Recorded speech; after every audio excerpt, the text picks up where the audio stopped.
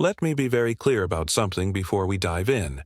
When a member of Congress enters office with a negative net worth, student loan debt, credit card debt, basically broke, and then, in the span of a single year, their household finances balloon to somewhere between $6 and $30 million, you don't get to just shrug that off.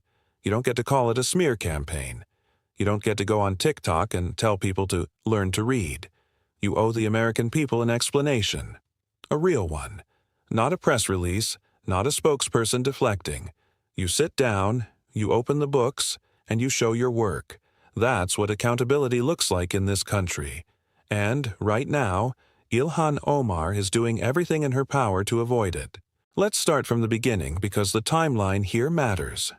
Ilhan Omar was elected to Congress in 2018 representing Minnesota's 5th District. When she filed her first financial disclosure in 2019, she was in the red. Negative net worth. She had student loans. She had credit card debt. She was, by every measurable financial standard, not a wealthy woman.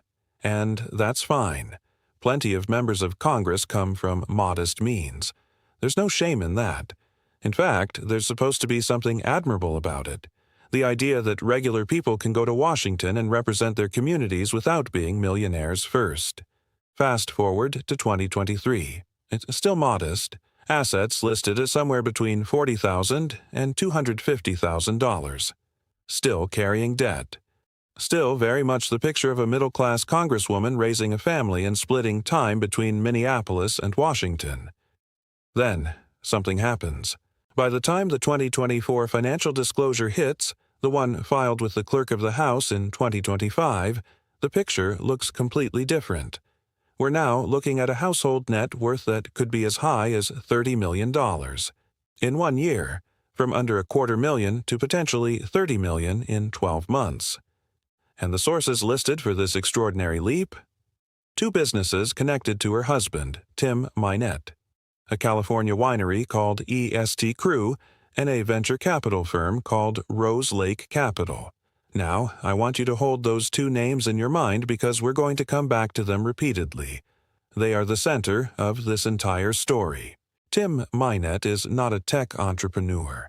He's not a real estate developer. He's not someone who built a business from the ground up over decades. He is a political consultant. He made his living working on Democratic campaigns, and for a substantial period, the primary client paying his firm was Ilhan Omar's own campaign committee. Between 2018 and 2020 alone, Omar's campaign paid his consulting firm approximately $586,000. So the man she later married was, for years, being paid handsomely by her campaign. That raised ethical eyebrows at the time, and the story never fully went away. But set that aside.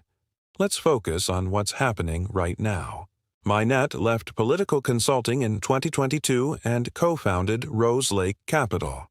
This is described as a venture capital and international consulting firm. On their website, at least when the website still had information on it, which we'll get to in a moment, the firm described itself as having 5 former diplomats with experience in over 80 countries and involvement in 11 free trade agreements. That sounds impressive on paper. But here's the problem. When journalists and investigators started asking questions, nobody could identify who these people were because the website didn't name them. No names, no bios, no client list, no portfolio, just vague language about diplomatic experience and global reach. When Rose Lake Capital first appeared on Omar's 2023 financial disclosure, the stake in it was listed at a value of between $1,000 and $15,000. That's not a misprint. We're talking about a brand new firm with essentially no disclosed assets, no named personnel, and no visible client base. Court records reportedly showed the firm had $42.44 in its bank account in late 2022. Not $42,000, not $400,000, $42, and then, 1 year later, it's worth between $5 and $25 million. How does that happen? Legitimate businesses don't do that without a paper trail. Venture capital firms that manage real money have investor decks. They have funding rounds. They have cap tables. They have documented deals. They have names attached to them. When a firm goes from $42 in the bank to potentially $25 million in reported value, and there is no public record of a single investor, no disclosed portfolio, no documented deals, that is not success. That is a red flag the size of a billboard. And the winery, EST Crew, that's not a clean story either. In 2021, MyNet allegedly promised a D.C. area investor a 200% return on a $300,000 investment in EST Crew, plus 10% monthly interest if the return wasn't paid on time. He did not repay the money. The investor had to sue him for fraud in 2023, alleging that MyNet had fraudulently misrepresented that EST Crew was a legitimate company. MyNet eventually repaid the funds, but only after being taken to court. And yet, on the very next financial disclosure, the same winery that couldn't pay its winemaker in 2023, seriously, it reportedly couldn't pay the person making the wine, shows up valued at between $1 and $5 million. So you have two companies, one accused of investor fraud, one with $42 in the bank, both suddenly worth tens of millions of dollars. And zero explanation for where the money came from. Now let's talk about the website scrubbing, because this is where things get particularly interesting. In late 2025, the New York Post reported that Rose Lake Capital quietly removed the names of several prominent individuals who had previously been listed as officers or advisors of the firm. We're not talking about random people. We're talking about former ambassador to Bahrain Adam Arali, former ambassador to China, and former U.S. Senator Max Baucus, who, by the way, later told reporters he had exactly one phone call with MyNet's business partner about a potential deal in 2022, and said nothing ever came of it. A DNC finance chair associate, the former DNC treasurer, the former CEO of Amalgamated Bank. These names were on the website. Then they were removed. The timing of those removals is important. According to the Post, the names came down between September and October 2025. That was right after federal charges were handed down to 8 individuals connected to the massive fraud schemes in Minnesota.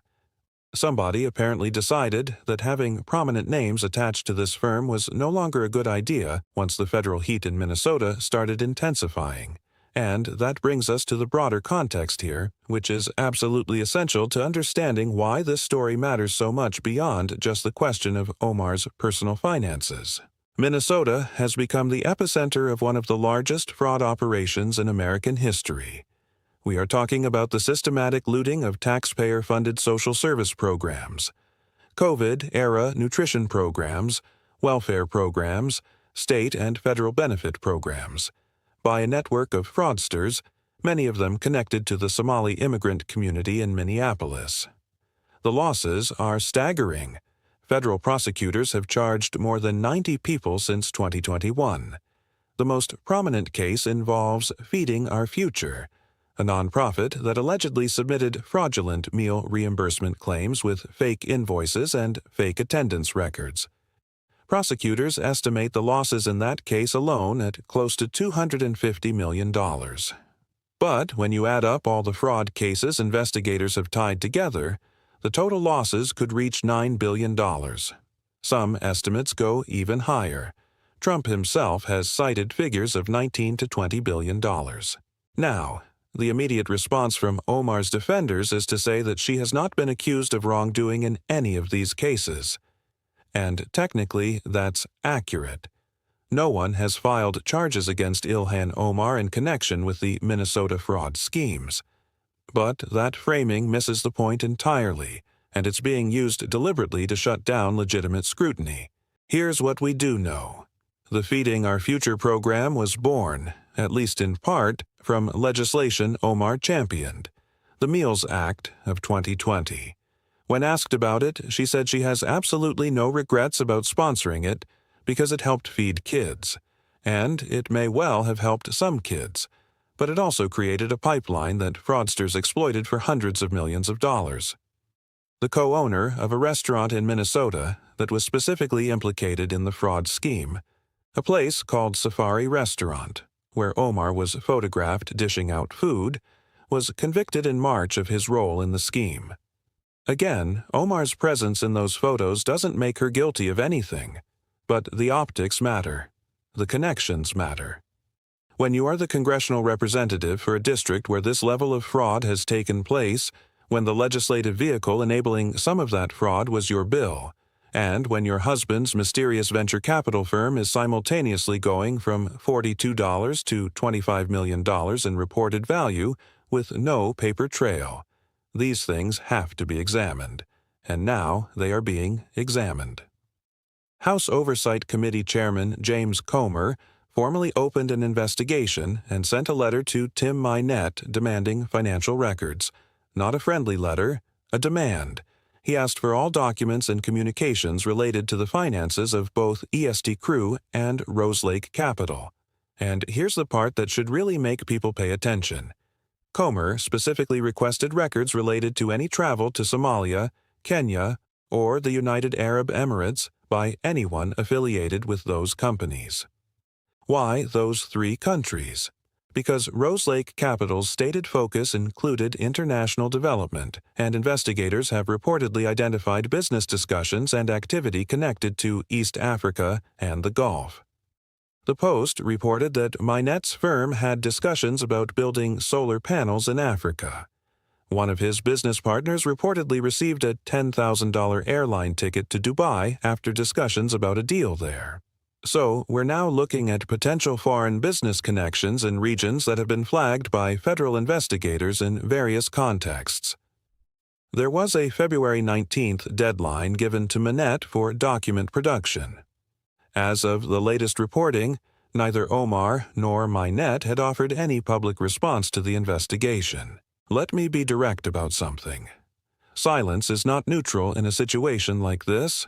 When a sitting member of Congress is under formal investigation by the House Oversight Committee, when her husband has been formally requested to produce financial documents, when the federal government has reportedly opened and examined financial inquiries into her affairs, the appropriate response is not to go on social media and call it a right-wing smear campaign. The appropriate response is to comply, cooperate, and demonstrate that everything was done above board. If the money is clean, show us where it came from. Name the investors, produce the cap table. Walk us through the deal flow at Rose Lake Capital. Explain how a firm with $42 in the bank became worth $25 million in 12 months. That should be easy if there's nothing to hide. But there is a pattern here with Ilhan Omar that goes beyond just this financial story. There has always been a willingness, when confronted with uncomfortable questions, to default immediately to the accusation that the questioner is motivated by racism, Islamophobia, or political vendetta. And I want to address that head-on, because it's a rhetorical move designed to end the conversation rather than answer the question. When reporters in 2019 raised questions about Omar's first marriage and whether she had married her biological brother to facilitate immigration fraud, those questions were called Islamophobic. When her campaign's payments to her future husband's firm were scrutinized, that was called a smear campaign. When questions arose about foreign travel and foreign contacts, those were called conspiracy theories. Every single legitimate line of inquiry gets immediately reframed as an attack on a Muslim woman of color from Somalia, and that framing has served her extraordinarily well as a political shield. But here's the thing about financial disclosure laws. They don't care about your religion. They don't care about your ethnicity. They don't care about your immigration story. They apply equally to every member of Congress, and they exist for one reason: to ensure that the people who represent us in Washington are not using public office to enrich themselves or their families, and are not being financially influenced by interests that could compromise their votes and their decisions. When Ilhan Omar goes to the floor of the House of Representatives and votes on legislation affecting Minnesota's social service programs, on foreign policy toward East Africa, on immigration enforcement, on financial regulations, the people she represents have a right to know that those votes are not being influenced by undisclosed financial relationships. That is not a partisan position. That is a foundational principle of representative democracy. Now, let's talk about President Trump's involvement, because that's become part of the story whether we like it or not. Trump posted on Truth Social claiming Omar is worth over $44 million and calling for a criminal investigation. He said the DOJ is looking at her. He's also made inflammatory comments suggesting she should be sent back to Somalia. I'm going to be straightforward here. Those comments are counterproductive. When you turn a legitimate financial investigation into a culture war screaming match, you actually make it easier for Omar's defenders to dismiss everything as political persecution. The facts of this case are damning enough on their own. You don't need the hyperbole. You don't need the personal attacks. You need the documents, the depositions, and the forensic accounting. What we actually know from credible reporting is that the DOJ did open an inquiry into Omar's finances during the Biden administration, examining her personal finances, campaign spending, and interactions with foreign individuals. That inquiry reportedly stalled and was closed for lack of evidence. Now, under Trump, there are reports of renewed federal interest, and Comer's House investigation is actively seeking documents. The political reality here is that charging a sitting member of Congress is extraordinarily difficult and carries enormous political risk. Even if investigators find wrongdoing, the decision to prosecute involves layers of judgment calls that go well beyond just the evidence. That's a frustrating reality, but it's the truth. What can realistically happen in the near term? Comer can issue subpoenas if Minette refuses to cooperate with the document request. The House Ethics Committee can launch its own parallel investigation. The Oversight Committee can hold public hearings and put witnesses under oath. And if documents produced through those processes reveal financial irregularities or undisclosed foreign investors, that information goes to federal prosecutors. What everyone, regardless of party affiliation, should want is a full, transparent accounting. Not because Ilhan Omar is a uniquely bad actor in Washington. Plenty of members of Congress have used their positions to enrich themselves. The bipartisan stock trading scandals have made that abundantly clear. But the scale of the wealth surge here, the timing of it, the opacity of the businesses involved, and the backdrop of massive fraud in her own district make this a situation that demands answers. $30 million doesn't come from nowhere. It doesn't materialize out of thin air because a political consultant decided to start a venture capital firm. There are investors. There are deals. There are financial relationships that led to this outcome. The American people, and the people of Minnesota's 5th District in particular, deserve to know what those relationships are. Here's what I'll leave you with. When Ilhan Omar was first elected, she was celebrated as a historic figure. The first Somali American in Congress, the first woman of color to represent Minnesota, a refugee who came to this country with nothing and rose to national office. That story, if true, is genuinely remarkable. America at its best. But public office is not a shield from accountability. The oath of office is not immunity from financial scrutiny. And the story of someone who came to Washington with a negative net worth and left, or is on track to leave, with $30 million in reported assets, with no clear explanation of where that money came from, is not a story that gets to go untold just because asking the question makes some people uncomfortable. The investigation is happening. The documents are being requested. The questions are being asked. And sooner or later, we're going to find out whether Ilhan Omar is exactly what she says she is, a hardworking representative who has been the target of politically motivated attacks for years, or whether she's something else entirely. The $42 in the bank become $25 million. The winery that couldn't pay its winemaker becomes worth $5 million. The website that listed former ambassadors and DNC officials quietly scrubs every name just as federal fraud indictments start landing in Minneapolis. Either there's a perfectly clean explanation for all of this, or there isn't. And the only way we find out is if the documents are produced, the investigators do their work, and the process plays out fully and transparently. without interference, without stonewalling, and without the reflexive accusations of bigotry that have historically been used to shut down every uncomfortable question ever directed at this Congresswoman. The American people deserve the truth. Minnesota deserves the truth. And Ilhan Omar, if she truly has nothing to hide, should be the first person demanding that we get it.